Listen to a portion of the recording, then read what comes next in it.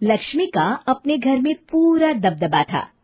Hitler की तरह वो सारा काम अपने पति और बेटे से करवाती। धीरे धीरे उसके पति की तबीयत खराब रहने लगी। सुनो जी, अब आप बुजुर्ग हो गए हो, काम में भी अब हाथ आपके फुर्ती से नहीं चलते। अरे भाग्यवान, भगवान से डर। तुझसे मैंने शादी अपने इकलौते बेटे के अच्छे पालन पोषण के लिए की थी, लेकिन तूने तो उसका बेड़ा गर्क कर दिया। मैंने क्या किया? पढ़ाया लिखाया, अब नौकरी नहीं लग रही तो मैं कैसे जिम्मेदार हो गई? अब घर में बैठकर रोटी तोड़ रहा था तो मैंने कहा काम ही कर ले। एक तो भला करो और ऊपर से बातें सुनो। तभी सारंग वहां आ जाता है। बहुत भूख लगी है माँ, कुछ खाने को दे दो।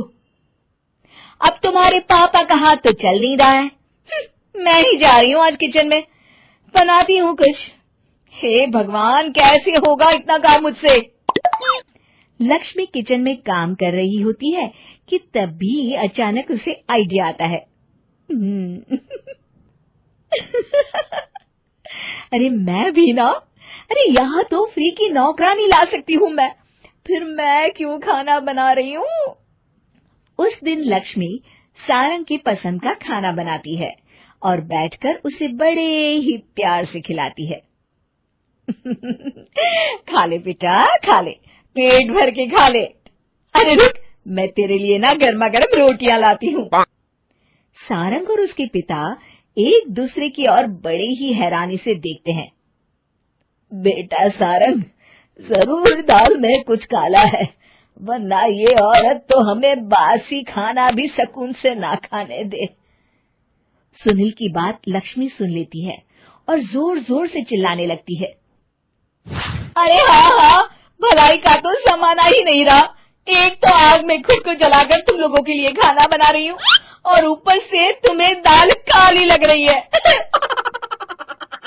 अरे माँ, पिताजी का ये मतलब नहीं था, तुम बुरा मत मानो। अरे हाँ बेटा, तू कहता है तो मान लेती हूँ। लक्ष्मी सारंग के पास बड़े ही प्यार से बैठ जाती है और फिर कहती है, बेटा मैंने ना तेरी शादी करने की सोच ली है। अब तेरे पिताजी के हाथ भी नहीं चलते, तो सोच रही हूँ तेरे लिए बीवी ले आऊं। अब पता नहीं ना मैं भी कब मर जाऊं।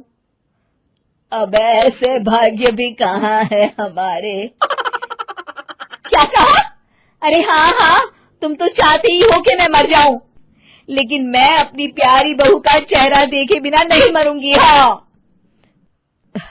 माँ, शादी तो मैं कर लूं, लेकिन मैं नौकरी नहीं करता, फिर कोई क्यों देगा मुझे अपनी बेटी? अरे क्यों नहीं देगा बेटी?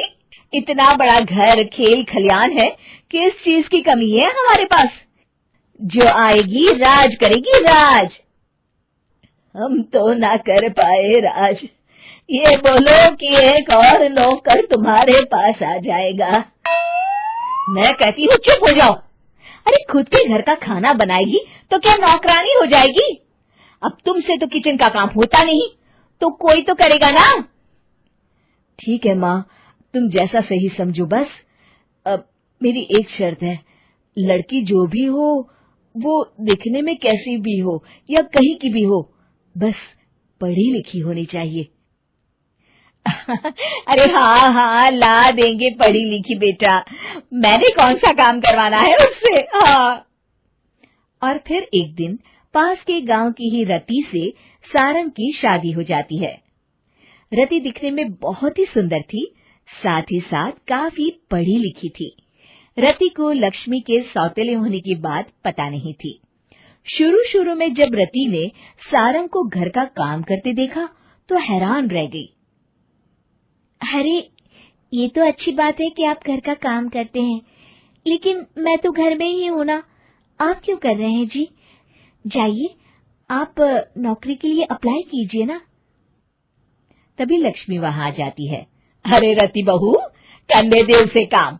और हाँ, मेरे घर के कुछ नियम है, कायदे हैं, यहाँ बीच में ना ही बोलो तो तुम्हारे लिए अच्छा होगा। रति को लक्ष्मी की बात कुछ अजीब सी लगती है। वो समझ नहीं पाती है कि वो ऐसा व्यवहार क्यों कर रही है, लेकिन उसे लक्ष्मी के सौतेले होने के बारे में कुछ पता नहीं चलता है। फिर एक दिन तो हद ही हो जाती है।